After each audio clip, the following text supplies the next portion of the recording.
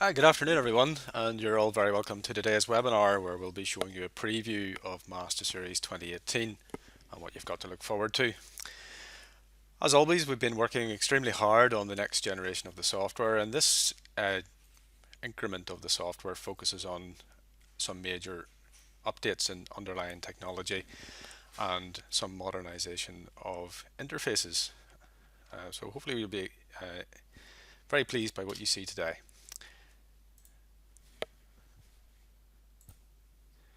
So in MasterSeries 2018, a lot of work has been done on the master frame, master port style interface.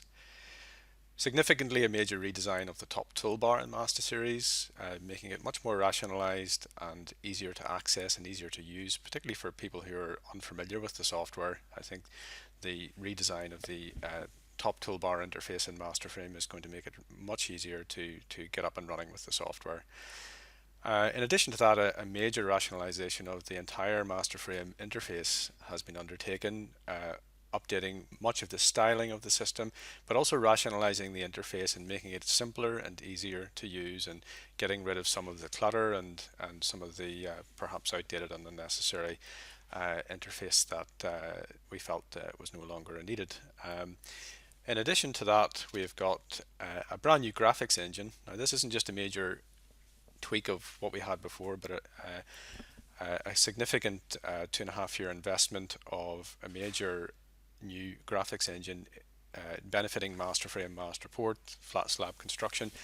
This represents some significant improvements in performance, but also the rendering are much clearer, and the placement of text and the stylization of the text is also much clearer and more reliable as well, and we'll see that as we continue. Some engineering improvements we've been working on and have been promising for a little while are the curved member design. So we've got some curved member entities in MasterFrame, and we're also performing the design of those to SCI P218. Okay, I'm just going to break out of that presentation and let's get started with the main system. Okay, so MasterFrame front interface, some rationalization of some of the iconology it has taken place there, and we can see as we go through the system some of the major icons in the drop lists have been made much more simple. We feel that this really actually does benefit you in terms of, because your eye is drawn to the icon, and when the icon is nice and clear and simple, it allows you to pick out that item in that menu that you need very, very quickly. And we've done a lot of that across the board in the entire system. We're going to be looking at MasterFrame today. I'm just going to access some files through the quick access recent toolbar menu. So opening up a model.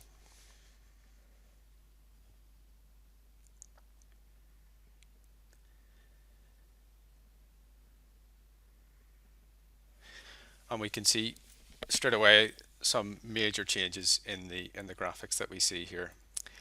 Interestingly, I just dropped down my screen resolution from one that I'm more familiar with, and some of the iconology has compressed. I'm working on a reduced screen resolution here for the purposes of this presentation. So some of the layout of the icons in the top toolbar are a little changed from what I have been seeing on my full resolution, but that's no problem because the top toolbar is very much dynamic and will change and resize as appropriate. So if I were to make this a little smaller, all the icons on the top toolbar are responsive and dynamic and will compress to the resolution that you're working to, and you'll not lose any detail or lose any access to any information there. So let's just have a look at this top toolbar. I suppose the first thing to say that the MasterSeries MasterFrame 2017 system saw a major redesign of its menuing systems, and that still holds true. So those in the main are consistent with the previous major step forward that we took in rationalizing those menuing systems. What you're seeing here might look radically different from what you would have been familiar with, the single two stack tool strip that you have in your current MasterSeries 2017. The new tool strip provides much of the same functionality as the old tool strip. However, it is much easier to access and use, and a lot of the information that was previously only available in what we call our show viewing options has now been ported across to this top menu bar as well, and we'll see that as we go through it. Many of the viewing and the filtering icons, everything has been categorized nicely into little sub-panels, making it very, very easy to find what you want. In addition to just if you like, an aesthetic change of the toolbar, the actual simplification, a lot of simplification has been made in terms of being able to access the turning on of the gravity area loading. Previously there may have been a number of on-off switches and a main switch to control that. So there's a lot of rationalization being done there on that. So walking across this top toolbar, the first thing you'll notice is the options to switch your view into front view, side view, etc. You'll not find those in the top toolbar anymore because they're all available. We control that entirely through what we call the nav cube, which is very much an industry standard these days. In most major CAD packages you'll find something like this, and we feel it is much more controllable and navigable than a couple of icons to control which view you're in. So looking at how this replaces what we had previously, obviously we've got the simple front, we've got icons or hotspots on the faces which allow us to move. So if we want to move around to the right view, to the back view, to the left, and back to the front, it's as easy as that. Also, if we click on any of the corners of any of the parts of the cube, it will rotate the structure around so that corner is actually facing us. So you can see it's very, very simple and easy. But in addition to that, you've also got the nice mouse control navigation that you had previously, whereby you simply hold your shift key down with the middle mouse button and we can rotate horizontally, rotate vertically as is in the current MasterSeries 2017. So let's just get back to here. In addition, you'll also notice that we have a home icon. Now that allows you to get back to the full frame structure at any point in time, and will also make sure you're zoomed to extent. So that shows everything and resets your view back to the full frame view. Now that's nice and easy and simple, which is exactly what we want to make the system as easy for you to use as possible. The zoom filtering was a big part of how people would have used the system previously, and it remains in that if we want to filter to an area, so we call it filter rather than zoom because actually that's what it always had done. It's a zoom type filter. So it filters slices you into a section of the structure and zooms that part of the structure to the extents of the screen. So for instance, if I were to put the frame in front view, let's draw a window around this part of the structure. So we can see it operates in exactly the same way as the previous system.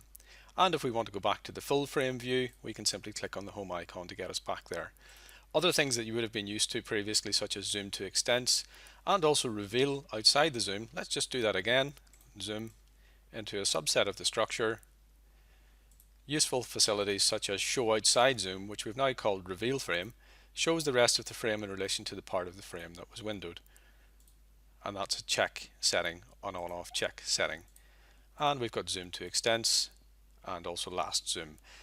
So we'll just go back to the full frame. Snapshots actually may be something that you are not familiar with, but actually they were introduced in the MasterSeries 2017, and they now take up a place in the top toolbar, making them a little bit more accessible. Previously you would have accessed them exclusively through the right-click menu. Now, just to explain, we still have our frame views, which is one of the major ways in which people previously would have navigated their way around the system. So the frame views are accessible from this drop-down menu, and we can navigate to a planet level one. Let's just take the 3D off, and we'll talk about the graphics a little bit more in a little while. But you can see here now that it labels down at the bottom left-hand corner which view you are in, so you can quickly and clearly and easily see from that view which aspect of the structure you're in. You can also move quickly between views, and just as soon as you move away from that panel, that will disappear for you, or you can click again to hide that as well. For the editing of your frame views, you can access that simply from the button at the bottom of the frame view area, and you get your frame view setter that you had previously. And here you're starting to see some of the stylization changes that have been introduced, and this has been done across the board in the master frame. So we've had a look at every single interface in the system and tried to make it as transparent and as easy to use as possible. And we think that will certainly introduce a lot of benefit. For people who are very familiar with the system, I don't think you should be worried at all about everything changing and you not being able to figure out how things work, because in the main, the same functionality of the interface is still provided, but we feel it is now presented in a much easier to use fashion. So let's have a look at these snapshots and how they differ from frame views. Snapshots, I say, aren't a new thing, but now that they're here and up front and center, you maybe have a few questions about them. Snapshots were introduced to facilitate report generation, which was introduced in Master Frame 2017. And a snapshot essentially is something more than a frame view. It's an absolute record of everything about your current view, including its position, its angle of orientation, all its annotations such as node labeling, section labeling, everything that can be represented in a view is saved as a state in a snapshot. And snapshots are useful in a way because when you go to produce your design report, you obviously may want to set up a frame view that contains a certain section of your frame with certain information presented, and saving that view of the structure as a snapshot allows you then to insert that snapshot in a report, so you get the exact view that you previously would have got. Before we had report generation and you wanted to print frame graphics, you would have gone through a process of annotating the structure up the way you wanted it to, and then you would have simply gone and done something like print the current frame graphics. Obviously in a report generation we need an instance of that view to recall back on again, so we can generate the report time and time again and reproduce exactly the same graphical output that you had previously in your report. So that's what snapshots are all about. The filtering of your frame view was something that was there previously. However, for many people, you may have found it a little bit hidden and not extremely accessible. Once you knew where it was, that was absolutely fine. Previously, you right mouse clicked and there was something called show viewing options, and that accessed you to an area where you could do a lot of filtering and also a lot of settings that were replicated in the top toolbar. That's now no longer available because it's much more accessible in the view filters. So we have the filtering components now isolated on their own and directly accessible from the top toolbar. So if you wanted to filter to vertical members, you can quickly and easily do that. And there's also options to hide all the finite element options over in some other display options, which we'll come to. But these options here are essentially more directly accessible and available. So for example, filtering to a certain section type was something that was available previously. However, it is now much more accessible in the frame view filter. You've also got things that you had previously, such as show lower columns, which is useful if you're looking at a plan view and you say, okay, well that plan view represents, if I just rotate that down onto a 3D orientation, that plan view represents just a slice of the floor plate. Sometimes you want to see the columns beneath that floor plate, and the show lower columns helps you to do that. And some improvements have been made on that particular function as well, in terms of it always showing you the right things with regards to what's below the structure. So let's just go back to the full frame view. Now, a lot of the next set of things you're going to be very familiar with: showing the member numbers, showing section sizes, showing beta angles, member lengths. It's all much more present, and you don't have to go looking for those icons quite as much, because everything is nice and clearly annotated and labeled, as well as being subsections into their nice little panels. Again, node numbers with their coordinates, nice and easy. Supports and what they represent, and also the other types of supports such as spring supports and support settlements can easily be turned off and on in these areas. There's a lot of major improvements with regards to this types of annotation in the graphics, which we will come to, but we're focusing now just on this top toolbar. Things like stiff deck, member end releases, again much clearer. Now, this is a section of the toolbar where I feel has major significant benefits. The main 3D section profile we can turn off and on, but in addition we have drop downs which control things with regards to how the 3D is drawing, much more accessible and and relevant to the 3D drawing. So we can say that we want to draw colored by section, or we want to have the key or not have the key available, and it's nicely grouped and much more easy to understand. Some work has been done with regards to the coloration of the text here, where you have a dark color. It automatically will know what color of text to display, because sometimes we were getting black text displayed on a pretty dark color and it was hard to read. So there's been some improvement there with regard to that also. If we just take the 3D off, we can still color members according to their section and wireframe as was previously. You've got other really nice things such as draw short, which was there previously, but for some people who maybe weren't familiar with it, let's just go to something like the roof plan. And the draw short is extremely useful because it allows you to see, as is a standard engineering practice, on a structural layout, where your physical members start and end essentially, and that shows you nice and clearly. I'm going to refrain from talking about the graphics until I come to that section of the presentation, but there's lots of improvements that you can probably see already. Okay, so back out to full frame view. Yeah, so the color of the members in accordance with their section size, we have lots of colors, but we've also got the finite element surfaces coloring now and their color coming on board.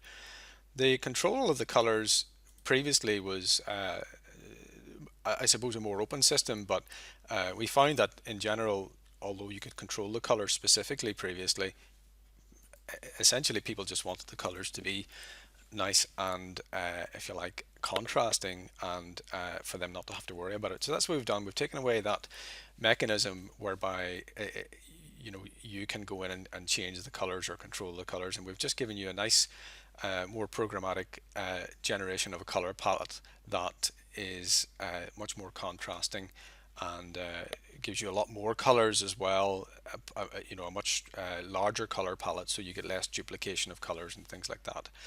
If you're looking at a wireframe mode and you're finding things, particularly when you're looking at colors a little bit refined, you can increase the thickness. Now, increasing of line thicknesses was something that was there previously, but now actually we feel it's much more simplistic. Previously we drew little 3D tubes. Now we're just drawing nice thick lines, and they're I think a little bit cleaner and easier to see. So let's just draw the coloration by section off, and we'll put our 3D back on. Showing the pad foundations is there as was previously. If you have the MasterCAD, which is an add-on package to MasterFrame, which allows you to do communication with 3D systems such as Revit and IFC. The MasterCAD also produces GA drawings, and one of its functionalities as part of that is to actually make the drawing a little bit more realistic by adding end plates and such. So the drawing of the end plates is an icon that was there previously. We can see it more clearly now, but it does depend on you having a MasterCAD license. And just for interest, if you are a master or a network type user and you have a network copy of the MasterSeries, and you say have 5 copies of MasterFrame, just a quick note, you only need 1 copy of the MasterCAD to share between all of those different licenses of the MasterFrame. The frame load diagram is as previously. I guess the one thing to note is, again, an interface type issue is that this is now a floating thing, whereas previously it was fixed in a panel at the side, and that gives us benefit as we'll see as we maybe start to look at some of the editing interfaces.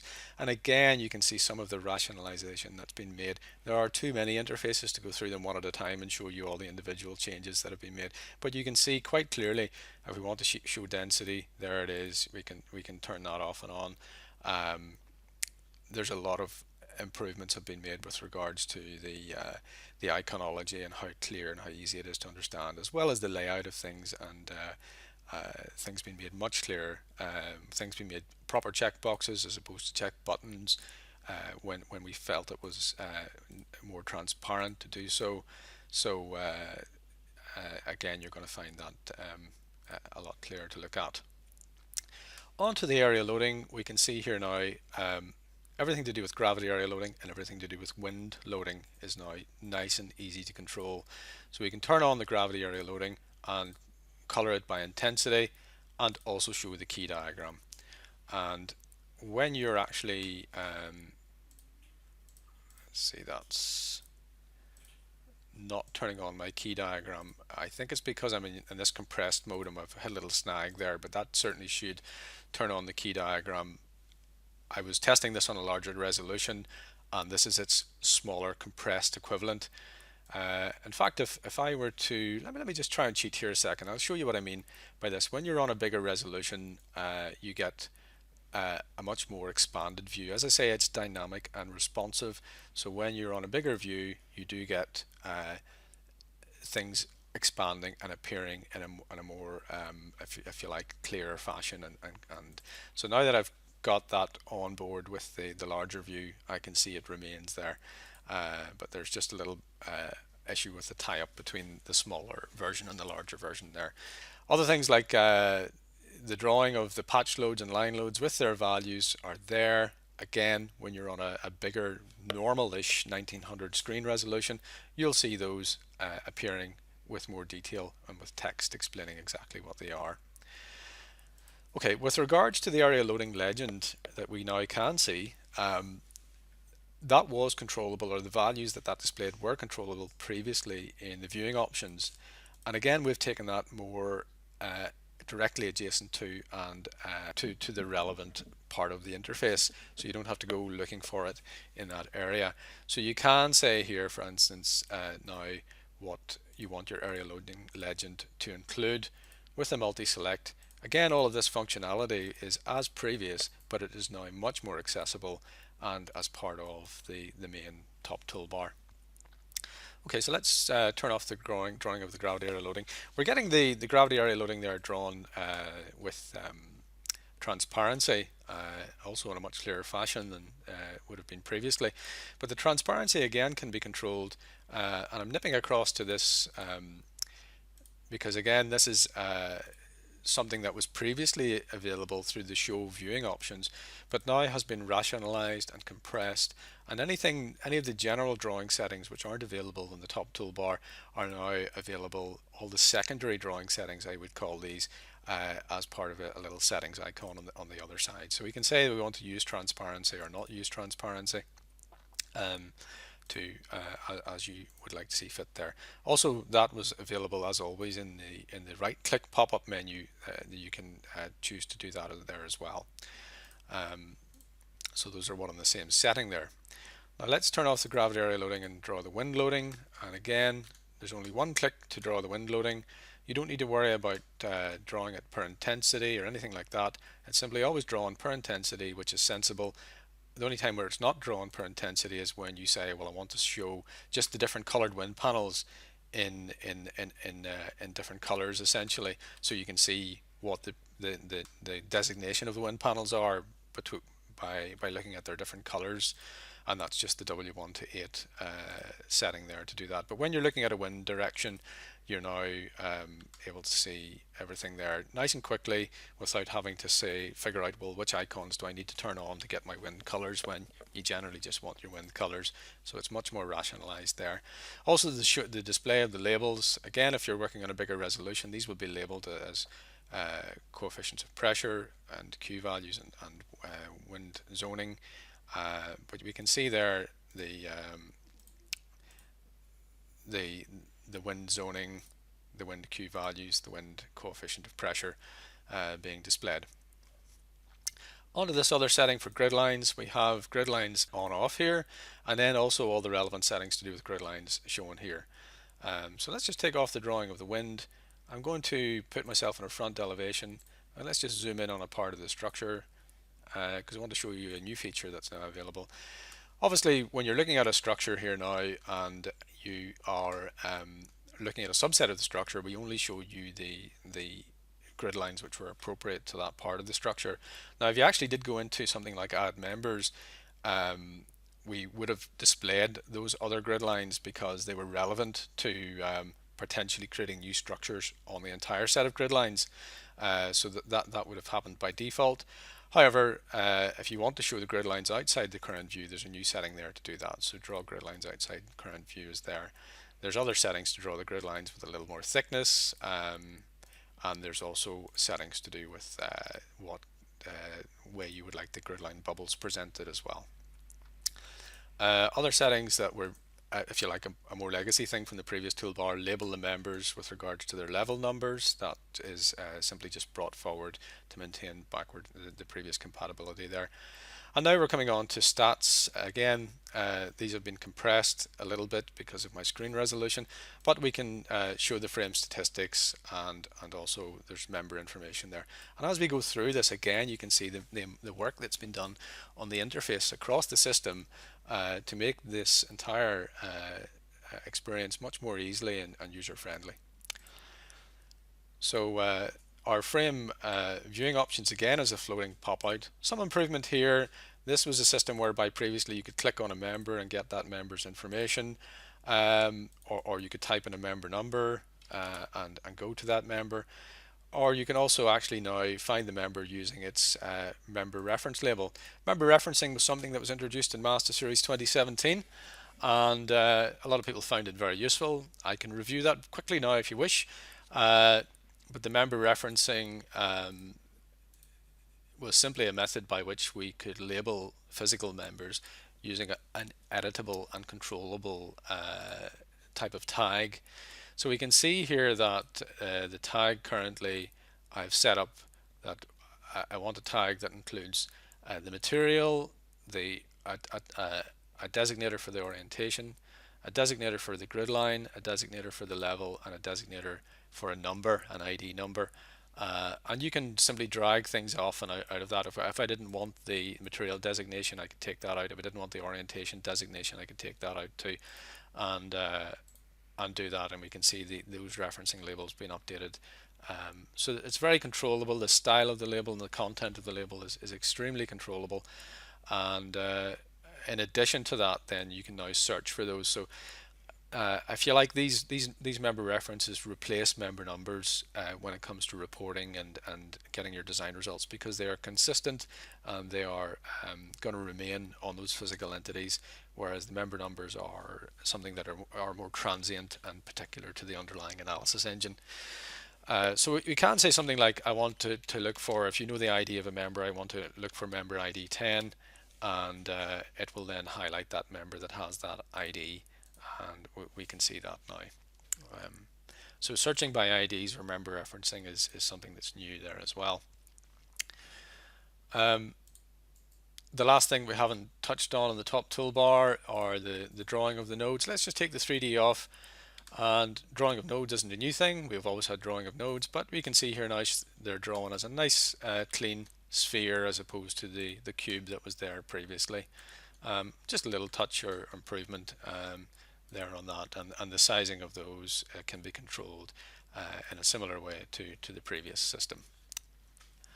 Okay, now with regards to the graphics engine and some control over the font size labeling there and things like that. Moving on to and we'll as we come across and use different functions in the system, I come to make a few changes or do a few things, we'll start to see some of the new interface coming through as well, because it's not just the top toolbar. As I say, if we go to do something like add members, you can see the nice changes that have been made here to improve this interface. And if we go to something like let's see, if we go to something like the area loading again, we can see that much of the interface and the iconology and the layout has been improved. A lot of areas where are quite busy and a lot of control interface available have now been presented with a scroll bar to make sure that you're always seeing all of the interface and all different screen resolutions. But as well as that, we're making great use of these expand panels, so you can collapse and expand different parts of the interface to simply make things a little less crowded on the screen where you want to. So there's quite a bit of that has gone on, and you can see the amount of work that's gone into creating all of these different icons as well. And as I say, you'll find that across the board. I am going to start talking about the graphics now. I didn't anticipate to be keeping you very long today, but I do get excited about these things. We've worked very hard on it, so please forgive me for that. Right, back out to full system. We've already seen some of the improvements in the graphics, but and I guess they speak for themselves. But we can see very clearly the improved clarity in the graphics.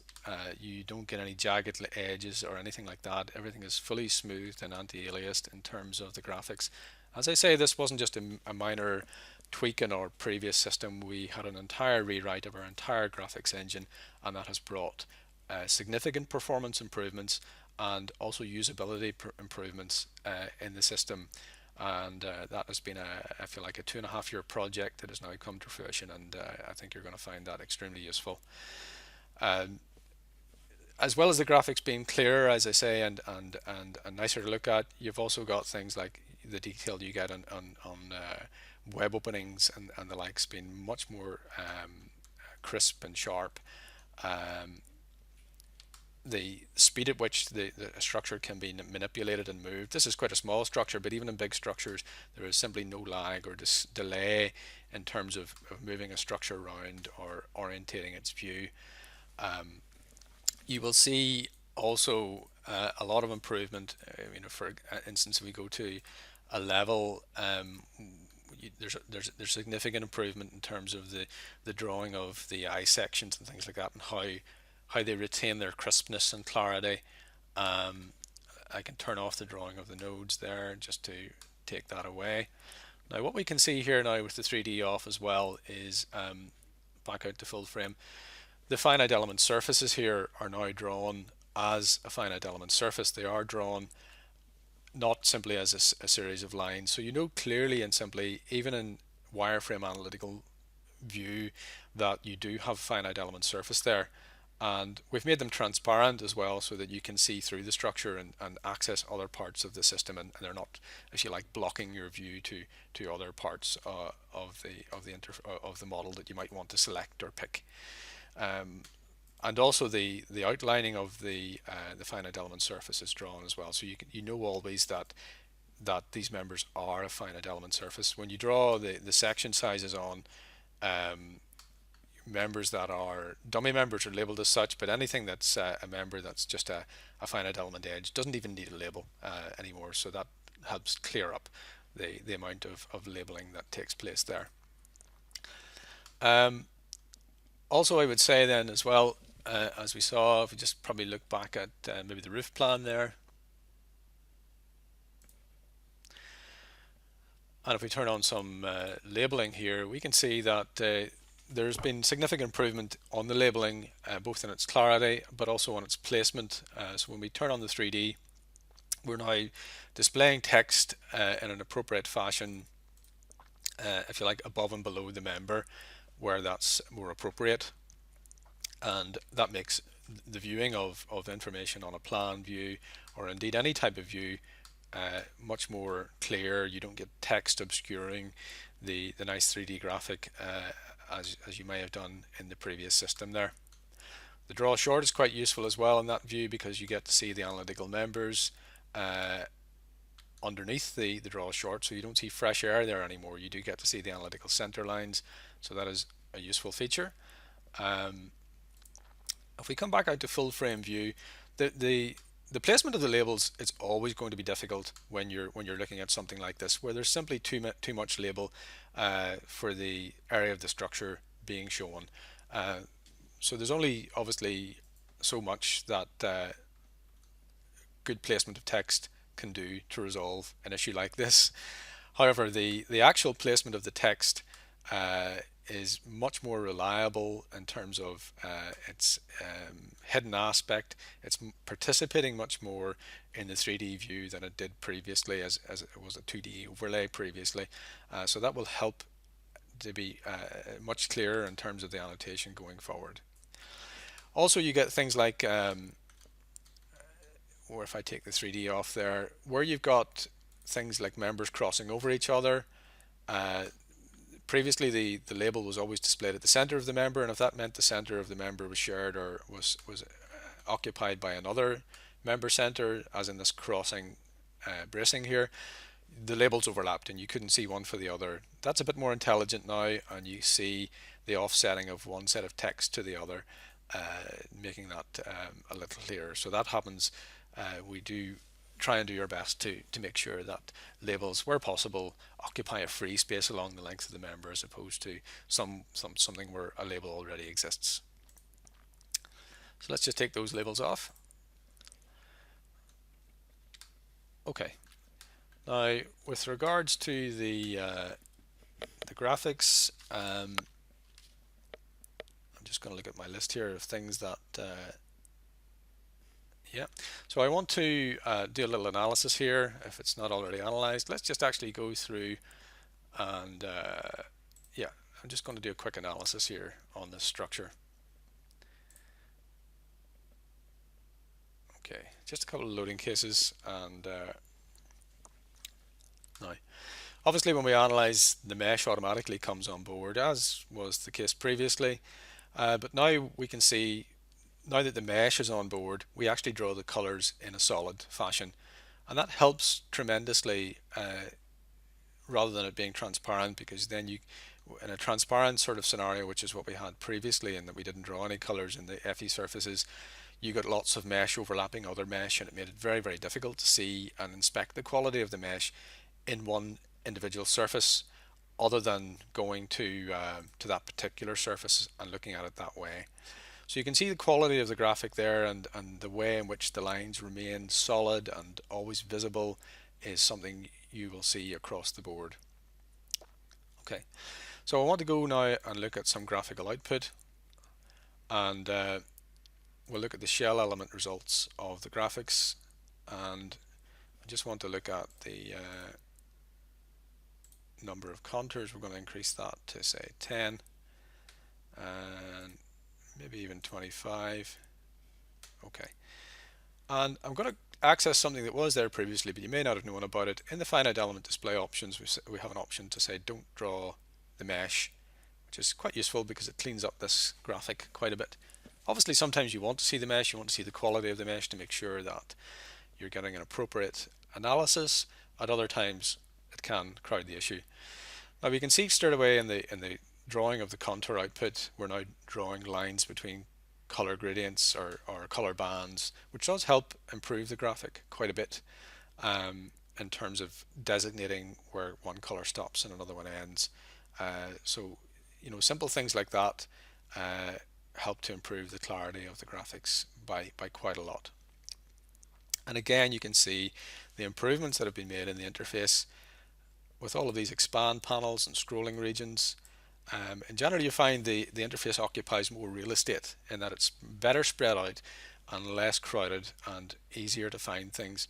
But where something does take up a little bit more space and you're working on a smaller screen resolution, you're always still going to be able to access all of those features in any of the areas where that might occur. Okay, so let's come out of there. Now, one of the things you'll notice actually is previously we had a number of tabs. Anywhere we had a side panel appearing, there was a number of tabs along the bottom whereby you could call up things like the frame load diagram, or there was something else called the show plan key as well that were there previously. They're no longer they're no longer appearing in a tabbed type of system here. So if you do want to show the plan key diagram, that's still available.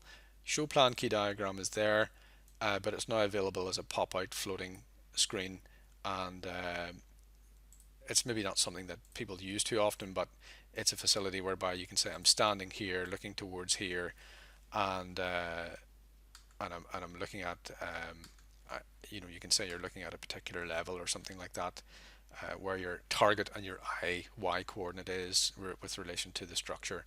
So sometimes it's useful to get yourself precisely in an orientation or view that you want. However, it has been, I feel like, made more secondary there, and you no longer get these tabs in this interface, which does help tidy up the graphics and tidy up the interface quite a bit. Okay, let's get out of there. Right, so we can see the quality of the graphic there and the improvements that have been made.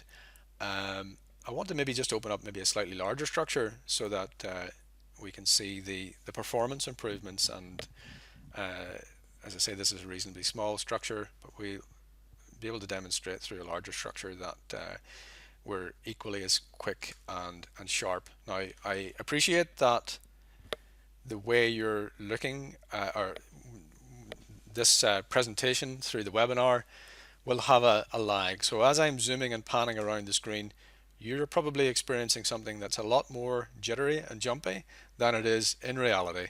But you can take my word for it, and you will see it in the flesh quite soon, that these graphics are super smooth and extremely fast. Manipulating between views, between the sub-views and larger views is pretty much instantaneous in comparison to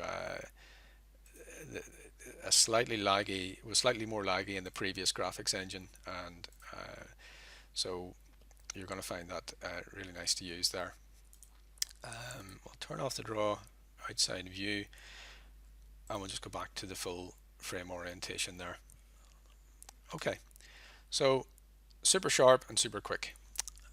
I want to now go on to look at a few other benefits that have been added with regard to opening design, and we're going to look at I'll just go back to my little multi-material model structure, because you may have already seen and wondered, oh, what's that? In this structure we have some elongated openings here, and that's because we have facility now in the cellular design to say that we want to merge openings. So in the property editing area where you get to specify the cellular nature of the members, we can simply say, so let's select that member, that we're merging openings 5 to 6 and 15 to 16 and the likes. Now that, I suppose, I keep coming across improvements in the graphics as we look at this here. One of the improvements we've tried to make to the graphic is to have the 3D option, not just something that looks nice for presentation purposes, but you can keep on and you can work with it as your normal mode of operation, that the 3D graphics being on won't slow you down, won't impact on the performance of moving around the structure, and also won't impact on the clarity of how recognizable selected members are and the likes as well. So you can see here as well a lot of the CAD style 3D solid preview selection taking place, and also when the member is selected, we can see clearly the member selected is shown in a different color. So a lot of thought and effort has been gone into this new graphics engine to make the 3D experience, the full 3D member profile experience, much more usable to you. Okay. So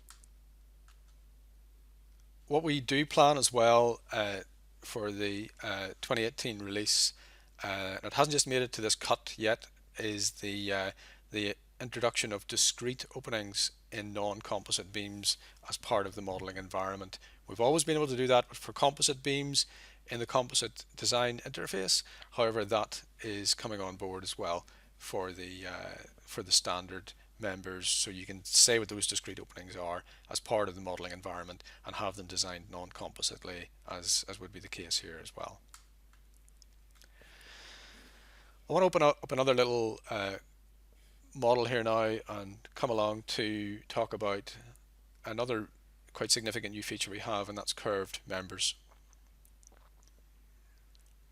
Okay, so we can see we have some curved members here, and we can we obviously are drawing them as a curve because they're not just a simple series of straight lines. They are actually a structural entity now as a curve member. Obviously, the way structural analysis systems analyze curves is actually by a series of faceted straights. It's the simplest and easiest way to do it, and the most accurate way to do it.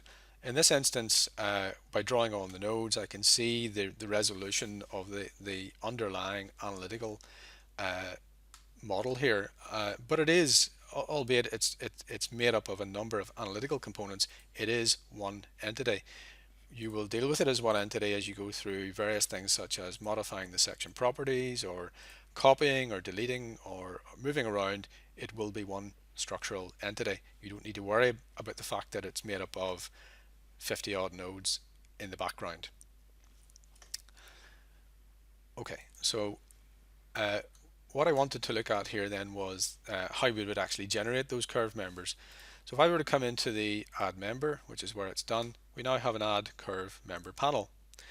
And the curve can be generated using a variety of drawing techniques. We can simply say that it's drawn with a curve height, or with a center and a start and end point, or between 3 points. So those cover really the most of the scenarios in which you would like to use. I would estimate probably the curve height is going to be the most common method of use. So if I were to drop in another curve in this last section here, we can say it's curved in the major axis or the minor axis. We can control the resolution of the analytical curve by saying various things like chord eccentricity. Well, that's the actual eccentricity of the analytical chord from the true curve, and we're saying we want that to be less than 0.5% of the radius in this instance, or we can make the chord length a little longer, or we can say that we actually just want to specify a chord length if we want to do it that way as well. So drawing in the curve, you keep your eye down here. It'll tell you what you're meant to be picking: curve start point, curve end point, and now it's asking for the curve offset in either an axis which is perpendicular or to that line. But I'm just going to pop in that curve there. Obviously, with all of these types of dimensioned tracking lines on the system, you know that, as was the case since many versions ago, you can simply start typing in. So if I want a curve at a 2.5 meter height, I type that in and I get the curve member produced at that. And that's simply all there is to it. If I wanted maybe a curve in the minor axis, let's just do something out here. Again, we'll just go start there, end there, and let's come out to here, and that's a curved member in its minor axis. And we're looking after the design of those members, both curved in elevation and curved on plan, using the principles of SCIP 281, and we'll see that in the design program in just a second or two. Just go on to undo that. We'll leave that one in, that's fine. And I want to then pop into the design program so we can see the design of those. Okay, so let's get ourselves into the steel design and do a little bit of analysis there. And we're now looking at the design of this curved member here. Obviously the member is quite heavily oversized. I'm maybe going to come into my lateral restraints as well and drop that down to say something like 3 meters. And I'm also going to now drop the section size down as well to something much smaller, so I can see the actual profile of the curve coming into play there. So here we see the curve, and we can see the design that's taking place as well. So this is a member that's curved in elevation. So there's a number of different things that need to take place, such as a reduction in the design strength due to additional out of plane flange bending that the SCIP 281 talks about. That's taken into account, and we can see the reduced strength and that being taken into account appropriately, in this case in just the major axis for the remainder of the system here. In addition, then we've also got built in the effective length modifications that are required for curved sections in accordance to, again, the P281, and that's been taken into account. And as well as that, the lateral torsional buckling of that curved member is occurring as well. In this case, yeah, that's coming on board. That's designed to the British version, but we can change to Eurocode. We probably should have done that in the analysis engine so that all the load cases were automatically updated from one code to the other as well. But we can see there that the MCR for the curved section coming into play there as well. So that's all been taken care of for you in that system. So let's get out of here. And I want to now visit the composite design, and time is moving on, but we're still okay. Right, somebody's just asked a question here, I've just noticed: can curve member be created on an incline? Yes, it can actually, because you can place the curve on any way that you want to place it graphically. The only restriction is that it can't be curved about the major axis and the minor axis of the cross section, because that's not covered in the design guidance, as you can appreciate. So it's either curved in its major axis or curved in its minor axis. So with that bearing in mind, I'll say yes to that. That's okay. I changed my code and now it's updated the loading cases. That's fine. If I wanted to place the curve based on 3 points, I can pick any 3 points in space and it'll place a curve between them. However, if you wanted to place a curve based on simply a start and end point on a curve height, you noticed previously that I had, if you like, vectors that I could pick that were orthogonal to those axes. Now those vectors were placed in accordance with the beta angle that I'd specified here. So if I do specify, say, a 45-degree beta angle, and let's just draw another curve member. We'll do it here, start and end. And now the vectors are in that 45-degree angle, so we can see them coming into play. So that's just how easy it is to draw that curve in a non-orthogonal plane. So that's quite easy. Can the program do the calculation of the curve for torsion, even if the torsion diagram doesn't sum to 0? Yes, because the SCI P281 approaches the design of the members and plan for torsion in a slightly different way, but adjustments are made. When we're harping back to I suppose P57 and the newer P385 for torsion design, what you're talking about there, Flo, is obviously the in those publications, when you're looking at the warping calculations and things like that, the mathematics of the calculation of the warping stresses assume or you must ensure that the torsion diagram does sum to 0 in those, but adjustments have been made to the curve members such that that isn't actually the case. So it will actually take care of the torsion design because it uses a slightly different technique from those the normal torsion design. Great. So that's just covered those few questions which I saw popping in here. Right. Let's just proceed then. So I want to get into the composite design and have a look at that. Let's see, composite.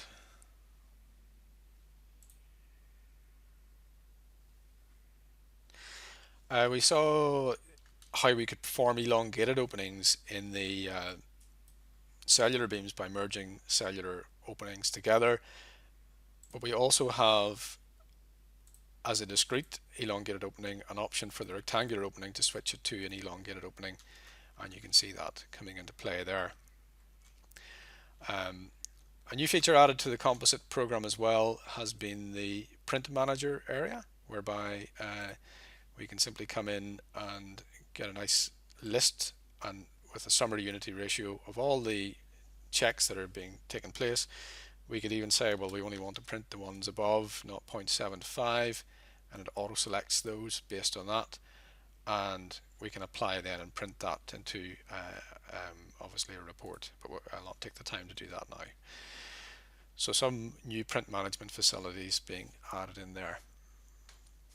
Some people asking, how is the loading on a curved surface applied? Now that does require a little bit more manipulation with regard to that, and it is something that we're currently relies on the addition of dummy members to create, if you like, equivalent planar panels. However, that is something we're working on, and we're hoping to have an improved solution on that going forward. Now, I just want to get out of the composite construction here.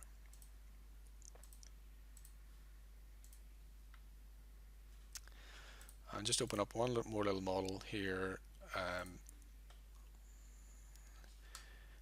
We had a pre-webinar question where someone was asking they would like to see what improvements have been made to the dynamic. I'll just get into the dynamic here. Obviously the graphics improve everything across the board.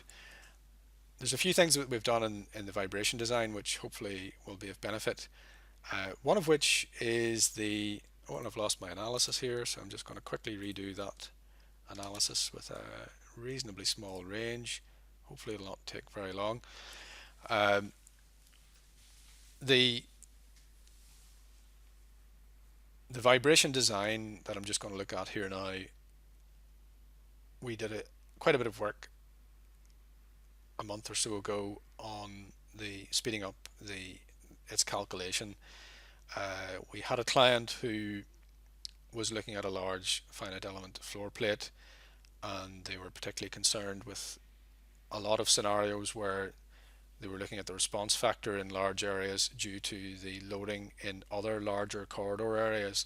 So there was a lot of permutations of calculations to be done, and it was for the most part, however, in torsion or in response factor analyses, it's usually a setting that the response load equals the dynamically loaded node. But where you don't have that, then you can end up in a much larger analysis time, because instead of 10,000 nodes or 1,000 nodes, you've got 1,000 times 1,000 nodes potentially of cases to look at. We can see here all the nodes being selected, but in that scenario, we did a lot of work to use a lot of asynchronous calculations, such that a lot of those calculations were sped up and took a fraction of the time, and I think we got the analysis time down from hours to minutes, essentially. So that was the improvement was taking place. Something that people have been asking for quite a while is then a nice legend to go along with the response factor, which can be printed as well. So that's coming on board. There will be more settings coming along board as well to do with the labeling of this diagram in a very similar way that you can label finite element contour output. So that will be coming also. Okay, let's get out of the dynamic. Excellent. Okay, that covers the majority of what I wanted to show you here today, and just remains for me to say thank you very much, and we look forward to getting this version to you as soon as. We are in the advanced stages of testing, and we would plan to be able to release this here version in certainly the next 3 to 4 weeks. So keep your eye out for it, and hopefully you'll enjoy using MasterSeries 2018.